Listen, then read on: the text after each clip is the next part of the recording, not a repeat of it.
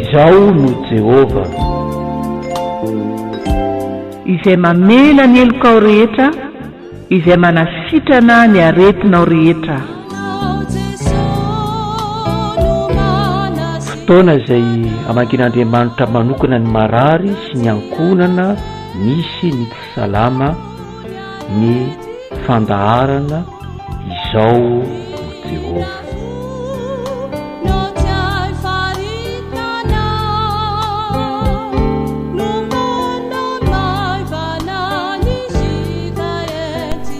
Ampanajana no iarabananao ry havana, ary ampitiavana no hitomananao hiaraka isika iombom-bavaka amin'izao tolakandro izao.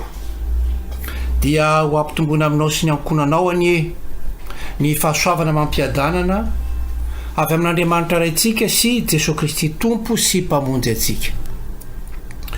Andeha ho raisitsika ny Baiboly ka ny Salamo fa 320 no iarahantsika mamaky, dia hivavaka isika aorianan'izay. Idiran'Andriamanitra amin'izany Salamo fa 320 izany sika ry havana, amin'ny anaran'i Jesosy.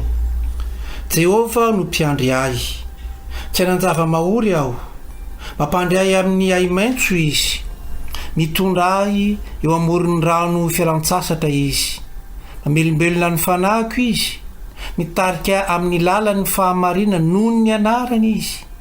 Ena dia mandeha mamaky ny loasa aliko ny fahafatesana aho, dia tsy hatahotra ny loza aho, fa ianao no amiko, ny tsorakazonao sy ny tenao, ireo no mahafatahotra ahy.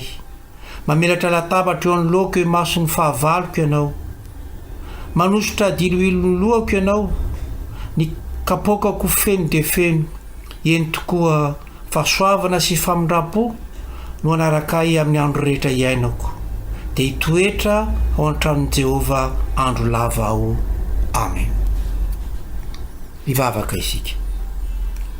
Andriamanitra rainay io, manondrika ny lohanay sy ny fonay izay eto anatrehanao, manaja anao zahay, manome voninahitra anao zahay, manandratra ny anaranao zahay. Dia anao ilay Andriamanitra mpiandry tsara, karakara ny ondrinao tsy ny olonao.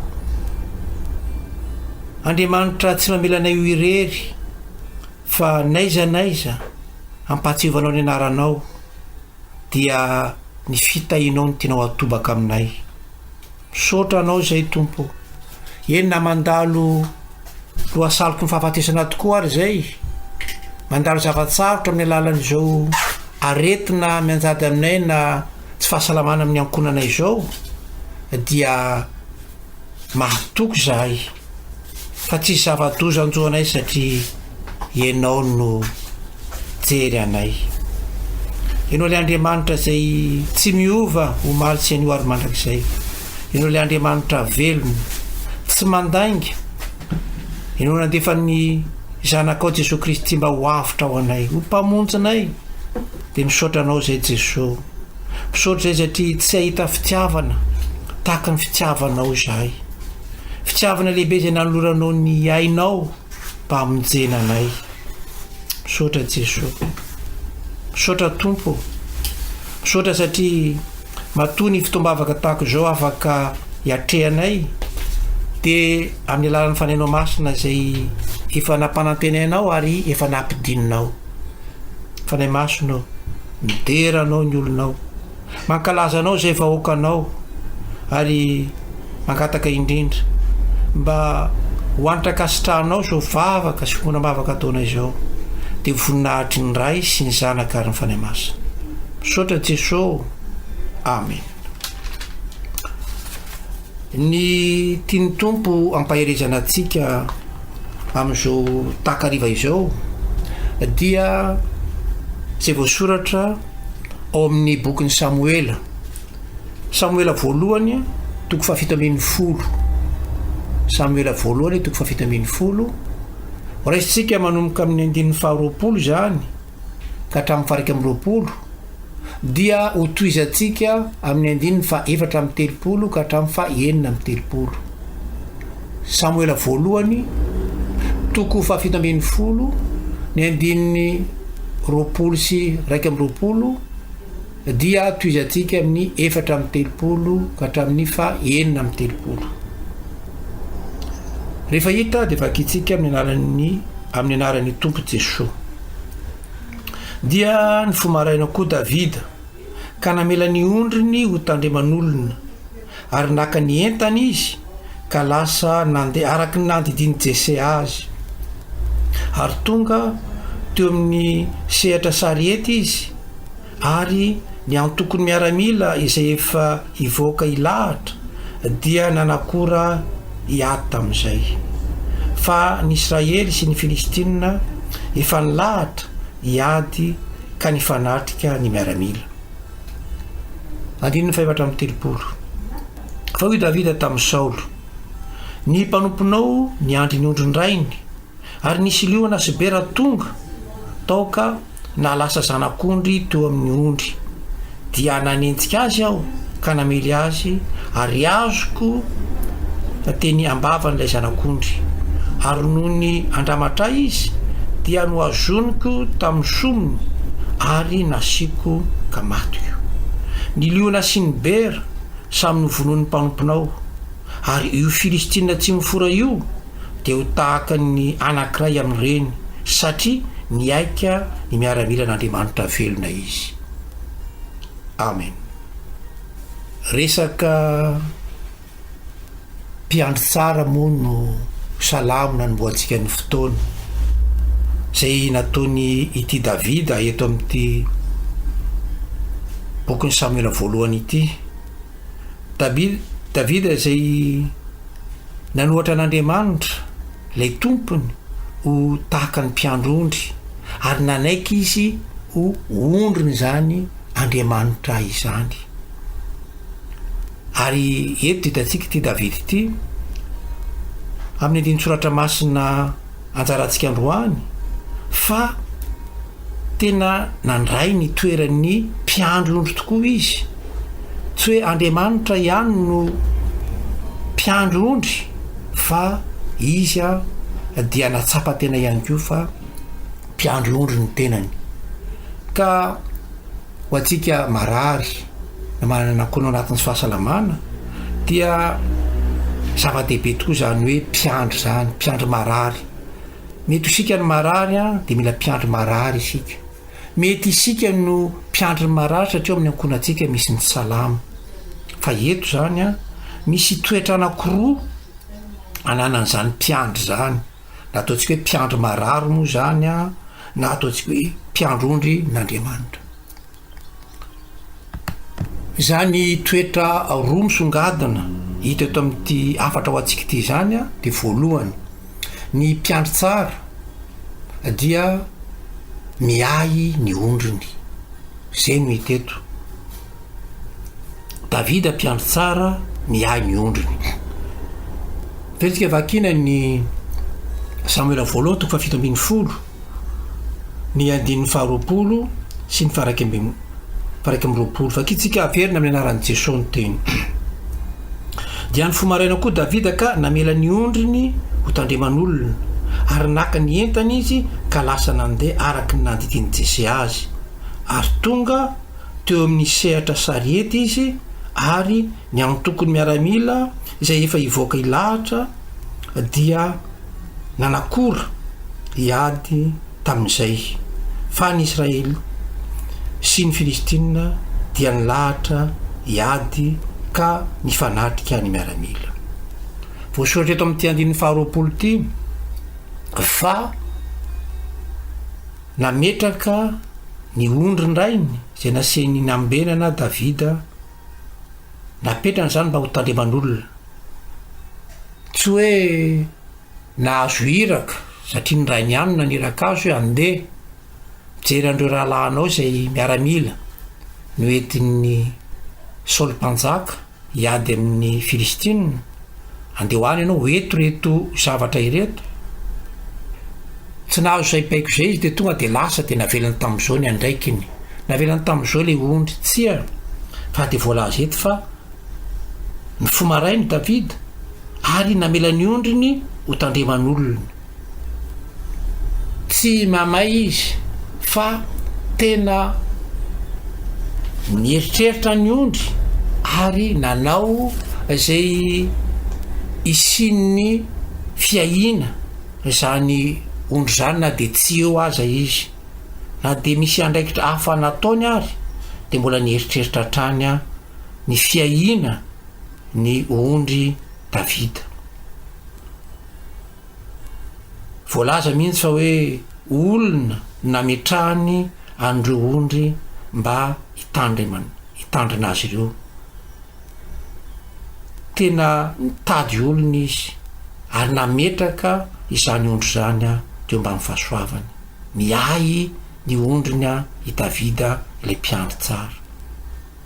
Raha mijery ny filazantsara araka ny marika koa isika ry havana ao amin'ny filazantsara araka ny marika ny toko fahaenina de zao ny voasoratra ao amin'ny 2:7 vaovao mahafaly araka ny marika toko fahaenina ny 2:7 amin'ny naran'i Jesosy.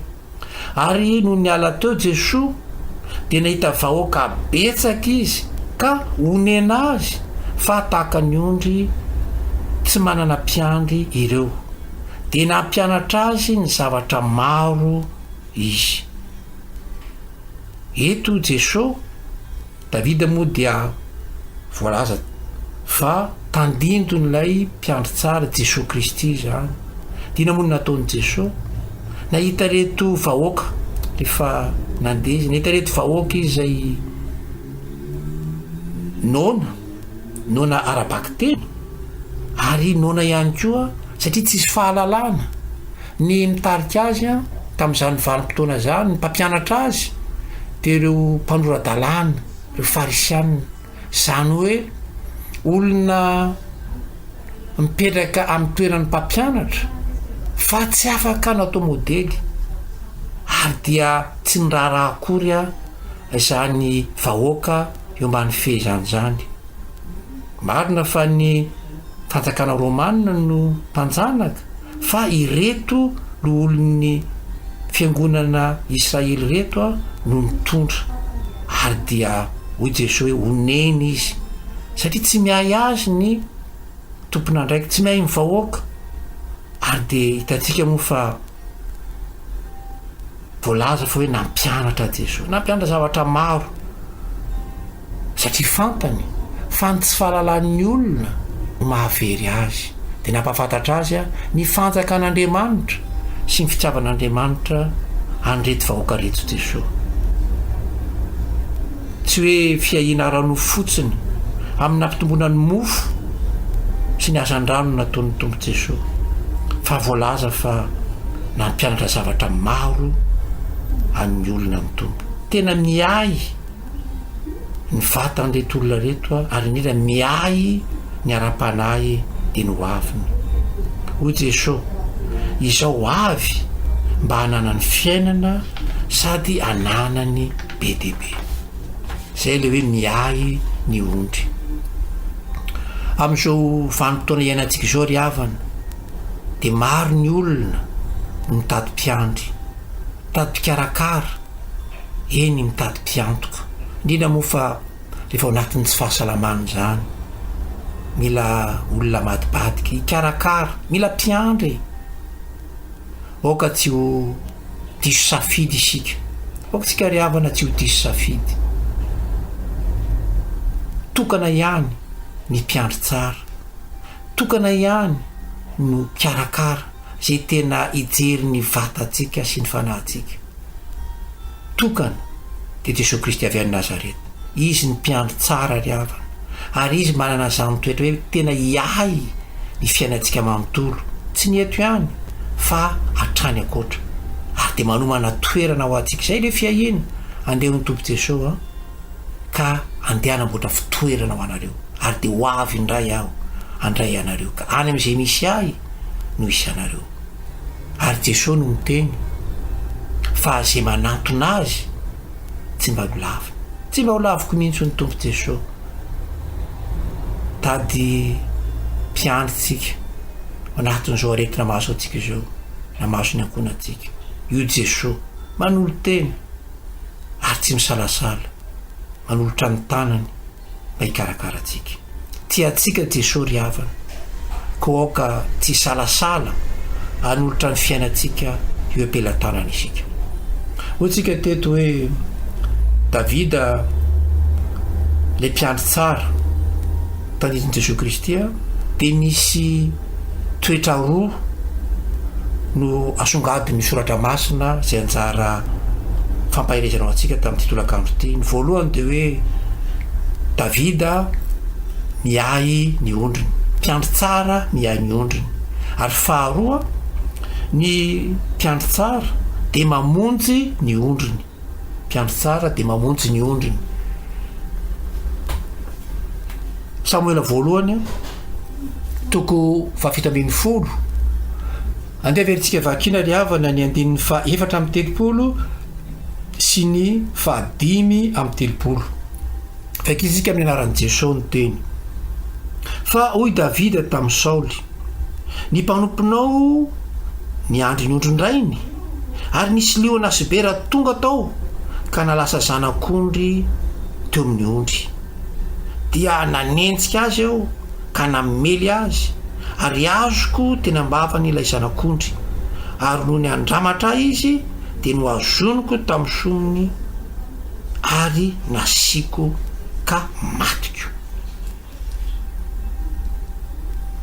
Davida mamonjy ny ondriny, zanak'ondry zay lasa rembiny reto bibidia reto,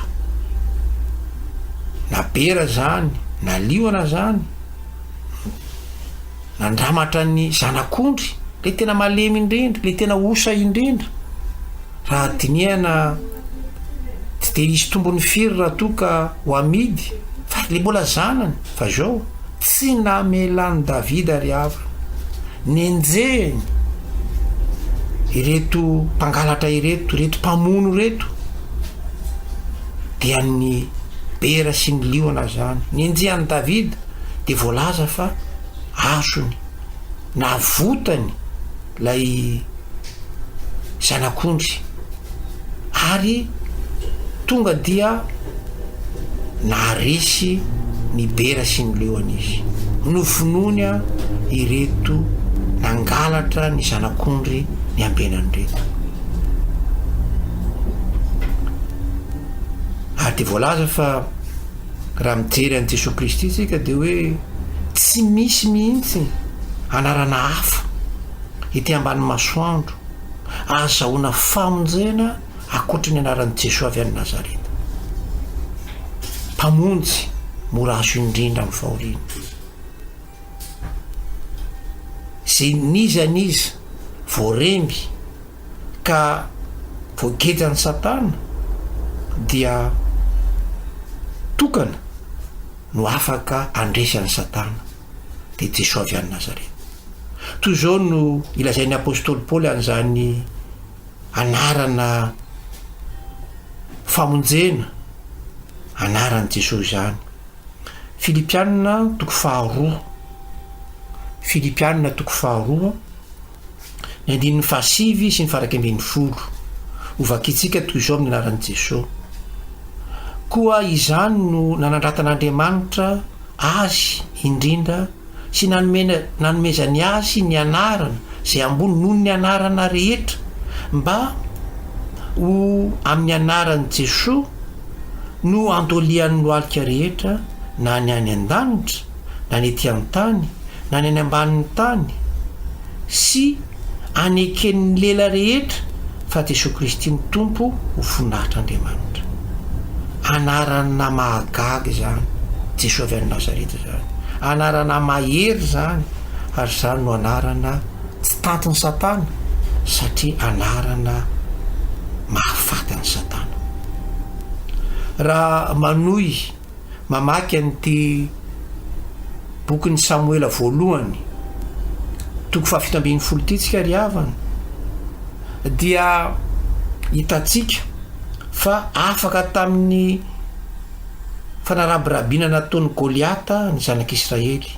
Voalaza manko fa nandritry ny 40 andro dia mivoaka maraina sy ny tolakandro ty miaramila zadrara, miaramila mpiady, goavana, matanjaka.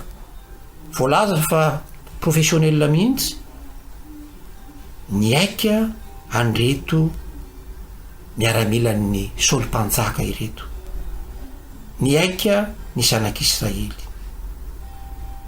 Fa rehefa tonga Davida ry havana, Davida le tandidon'i Jesosy Kristy, dia izy no nanafaka namonjy ny zanak'Israely tamin'ny tanan'ny Filistina. Izy no nahafaty any Goliata le goavambe ary nahatonga ny zanak'Israely nahazo ny fandresena. Hoy Jesosy ry havana, izao no mpiandry tsara. Ny mpiandry tsara manolotra ny ainy amonjy ny ondriny. Filasan-tsaran'ny Jaona 10:21. Tsy ny salasala mihitsy Davida nandeha niatrika any Saoly, ary azafady nandeha niatrika any Goliata, ary dia resiny ary nitapahany lohan'ny Goliata. Tsy nieritreritra ny ainy Davida fa dia nandeha ary natoky fa tsy maintsy arovana ny vahoakan'Andriamanitra, ny ondrin'Andriamanitra. Iza no mpiandry atsika ry havana, iza no mpiandry atsika, apetraky ny tompo amintsika tsiraray avy, amintsika izay manaraka so fandaharana zao izany fanontaniana zany. Iza no mpiandry atsika? Aizitsika no ahita mpiandry tahaka ny tompo Jesosy, hita mpiandry tahaka ny tompo Jesosy ve itsika raha mbola ety ambany masoandro ety? Tsy ry havana.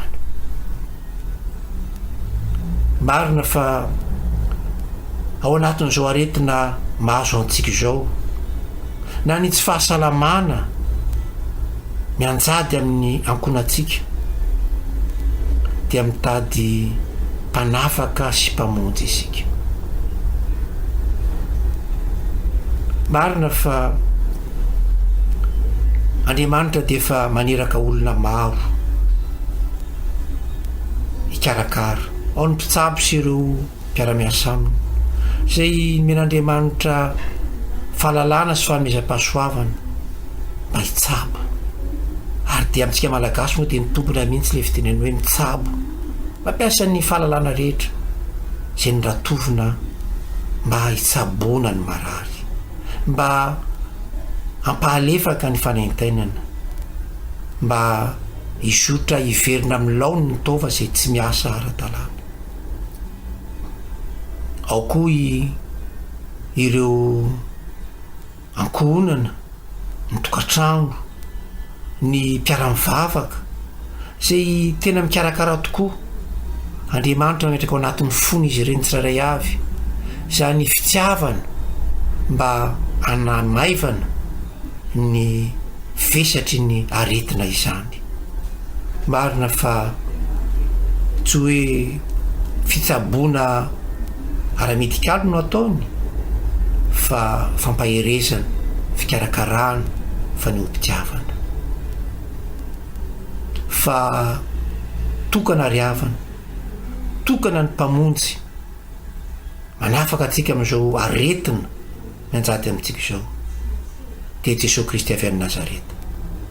Izy no afaka manaisitra ny aretintsika, manasitrana atsika.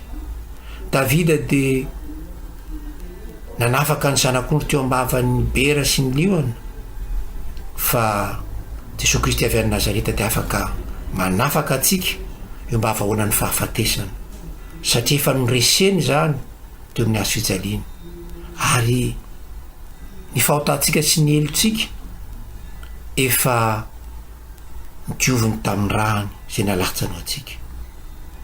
Koa andeha hanavao ny fanoratenantsika isika ry havana, avaotsika ny fanoratenantsika, satria ny soratra masina ny efa milaza fa izy Andriamanitra, izy Jesosy Kristy avy any Nazareta, izy no Andriamanitra mora azo indrindra amin'ny fahoriana, ary izy no Andriamanitra tsy mba lalo talovana. Reny ny vavaka izay ataontsika, reny ny vavaka izay ataon'ny ankona atsika, mipiara mivavaka amintsika, ny fiangonana izay mivavaka ao atsika, satria Andriamanitra ao amin'ny Jesosy Kristy dia efa nitondra sy ny aina izany aretintsika rehetra izany, ary tamy izy hanafaka atsika. Andriamanitra velona ny tompontsika, izy ry havana no mpiandry tsara. Raha nomboka ny fotoam-bavaka isika ny Salamo 23 dia tena tsapany Davida izany hoe Andriamanitra no mpiandry tsara izany. Ny teo amin'ny fiainan'i Davida dia hitantsika fa tena nanana zany toetrana mpiandry tsara izany Davida, izay miay ny ondriny, mamonjy ny ondriny, ary dia misaotra masina manambara amintsika fa izany Davida mpanjaka izany dia tandindron'i Jesosy Kristy ilay tena mpiandry tsara, izay tsy hoe mijanona tany an-danitra fa nidina tety, miarabelona tamintsika ary ny aina ny maha-olombelona atsika, dia tonga ny ay atsika, namahana atsika, ary tonga namonjy atsika tamin'ny herin'ny fahafatesana, ka manome atsika fiainana, satria efa nanamboatra toerana ho atsika izy. Ho azy Andriamanitra ny voninahitra ry havana, ary ho atsika olony manaraka izao fandarana izao kosa ny fahasoavany sy ny fiadanana omeny. Hivavaka isika. Jesosy, olonao sy mpanomponao zahay, ary misaotra anao zay satria na dia ho tokoa aza ny aretina izay mianjady aminay na ny ankonanay dia afaka mahatoky zahay fa eo ambanin'ny fitantananao ny fiainana zanak'olombelona tsirairay avy, indrindra ny fiainanay olonao. Fantatrao ny zakanay, fantatrao ny mahasoanay, ary ny planinao dia tsara mandrakariva ho an'ny olonao. Dia misaotra Jesosy, mampafantatra anay fa Andriamanitra miay anay ianao, ary Andriamanitra mamonjy anay ianao, ary dia avozinay tokoa ny fanoratenanay, satria ao aminao Jesosy Kristy avy any Nazareta irery andry no misy ny fiainana, dia fiainana be dia be. Ko mangataka izay Tompo, apetrao amin'ny tsirairay avy ny tananao, le tanana misy mariky ny ombona teo amin'ny hazo fijaliana, dia sitrano ny olonao, satria mahatoky zahay fa hanao ny fahefana rehetra any an-danitra ety an-tany. Dia misaotra Jesosy, misaotra ry mpamonjy. Amen. Misaotra an'Andriamanitra tokoa tsika ry havana, satria izy no nanome antsika zany fimbonam-bavaka tamin'ity tolakandro ty izany, ary dia tononony amintsika ny tsodrandro izay atao amin'ny anarany. Raisy ny tsodrandro tonona amin'ny anaran'i Jesosy Tompo ry havana. Hitay anao anie Jehovah ka hiaro anao, ampapirapiratra ny tavany aminao anie Jehovah ka hamindra fo aminao, anandratra ny tavany aminao anie Jehovah ka hanome anao fiadanana. Amin'ny anaran'ny Ray sy ny Zanaka ary ny Fanahy Masina. Amen.